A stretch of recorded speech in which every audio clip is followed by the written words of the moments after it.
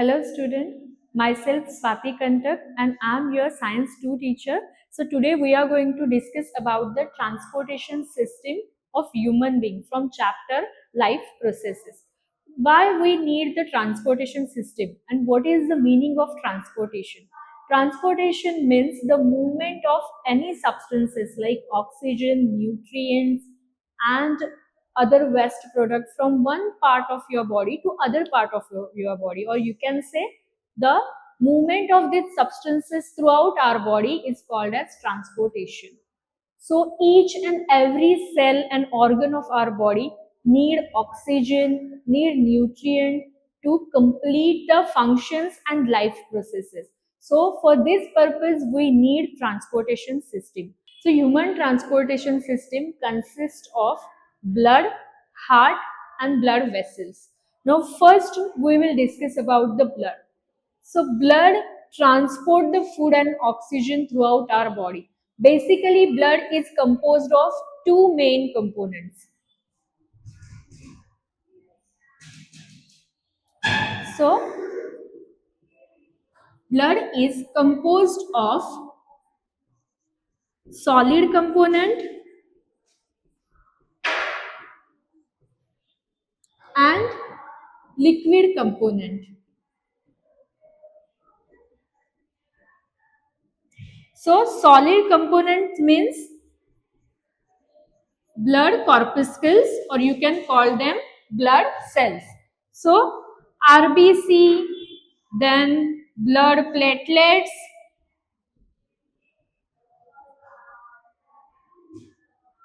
and WBC, and liquid component means the plasma. Okay, so RBC means red blood cells. These cells carrying the hemoglobin, a respiratory pigment, which having the iron. This iron having the high affinity for the oxygen. That's why RBC carry the oxygen through each and every part of our body. Okay, then blood platelets. Blood platelets help us when we get injured. They act as a clotting factor. When any person get injured, these blood platelets reach at the wound area and they start to clot the blood. So we prevent that individual from excessive blood loss. And then WBC means white blood cells. They act as a defense mechanism of our body. They engulf the germ and they also produce antibodies against the infectious vectors. Then we will talk about the liquid component. Liquid component or fluid component of blood, that is plasma. So plasma is made up of 90% water and 10% some organic substances like proteins, albumins, globulins and some inorganic mineral and ions. And function of plasma is to transport the waste product and carbon dioxide in the dissolved form with the blood. Okay.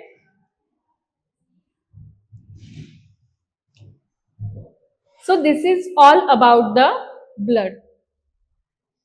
So blood is the connective fluid tissue. So if we want to provide oxygen and nutrient to each cell, each organ of our body, then we have to pump this blood throughout our body. So that's why we need a pumping organ, and that pumping organ is our heart. Okay, so we will learn about the heart. Heart is a muscular organ, and human heart having the four chambers, two upper chambers and two lower chambers. So two upper chambers are known as atrium and two lower chambers are known as ventricles. So our heart is divided into two parts with the help of septum. Septum is nothing but the dividing wall which prevent the mixing of oxygenated and deoxygenated blood. Okay, so our left upper atrium always receive the oxygen rich blood from the lung, and right atrium always receive the carbon dioxide rich means deoxygenated blood from the rest of the body. So always keep it in mind. our two atrium, two upper chamber always receive the blood, and two lower chambers means two ventricles always pump the blood out of the heart. Okay, then our left side always having oxygen rich blood, and our right side always having deoxygenated blood. Okay, now first pulmonary veins. Pulmonary veins transport the oxygen rich blood from lung to the left atrium. Means left atrium receive the oxygen rich blood from the lungs with the help of pulmonary artery. And when left atrium receive the blood, it get relaxed. When left atrium get contract, it forcefully transfer this blood from left atrium to left ventricle. Means your blood get transported from upper chamber to lower chamber.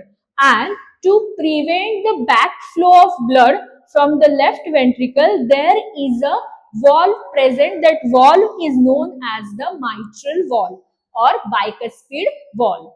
Okay, then our left ventricle, when receive the blood from the left atrium, at that time your left ventricle get relaxed. After some time your left ventricle get contract again, and it forcefully push the blood to the aorta, and this aorta carry this oxygen rich blood towards the each organ of our body. And to prevent the reverse flow, backflow of blood, there is a valve present in between the left ventricle and aorta. That valve is known as the aortic valve. Okay, so this is all about the left side of our heart. Now we will talk about the right side of our heart. So, the upper vena cava and lower vena cava, these two blood vessels, they carry the carbon dioxide rich blood or deoxygenated blood from the rest part of our body towards the heart. So, these carbon dioxide or deoxygenated blood get deposited into the right atrium. Then from right atrium, these blood get transported towards the right ventricle. When blood reach the right ventricle, our right ventricle get relaxed. So to prevent the backflow of blood from right ventricle, there is a valve present in between the right atrium and right ventricle. That valve is known as the tricuspid valve. Okay. Then our right ventricle now having and filled with the carbon dioxide rich blood. When our right ventricle get contract, then this blood get transported towards the lung for the oxygenation process, and right ventricle push the carbon dioxide rich blood towards the lung with the help of pulmonary arteries. And to prevent the reverse or backflow of the blood, there is a valve present in between the right ventricle and pulmonary artery. That valve is known as pulmonary valve. And finally, with the help of pulmonary artery, our blood reach the lungs for the oxygenation process, where our blood again get oxygen rich. So, we have to control our high metabolic rate, as well as we need to control our own body temperature. So for this purpose we need a lot of energy. We do lot of activities which require a huge amount of oxygen.